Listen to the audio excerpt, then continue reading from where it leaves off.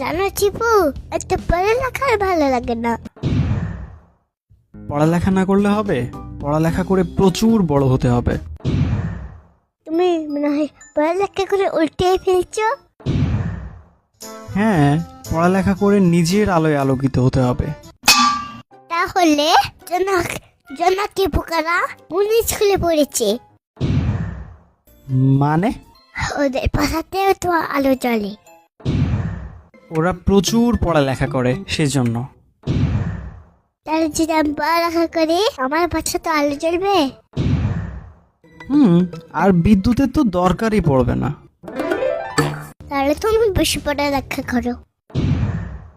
কেন? কারণ ব্রাহ্মণ তো তোমাকে বলে তোমার ভবিষ্যৎ অন্ধকার। চুপ, একদম চুপ। একটা গভীর প্রশ্ন।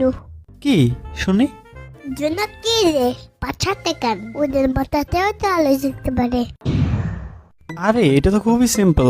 মানুষের ব্রেন থাকে মাথায় আর জোনাকির ব্রেন থাকে পাছায়। তাহলে তোমার হাঁটুতে তো হলুদ হলুদ আলো জ্বলবে।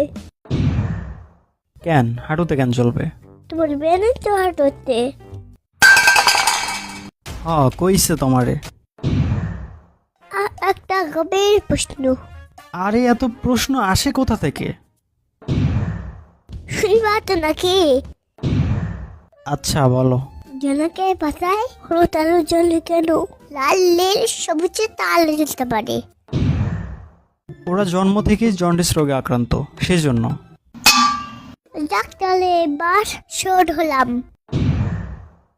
আরে ওইটা শিওর না, শিওর হবে। আর কি শিওর হলা শুনি?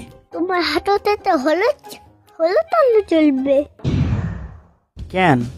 তুমি তো জন্ডিসের রোগী। আরে ডন্ডিসের রোগী নাকি জন্ডিসের রোগী? চুপ, একদম চুপ। এমন মার দেব 3 দিন কালে শুনতে পাবে না। যা ভাগো। না থাক, অল্প বয়সে আর কান হারাতে চায় না।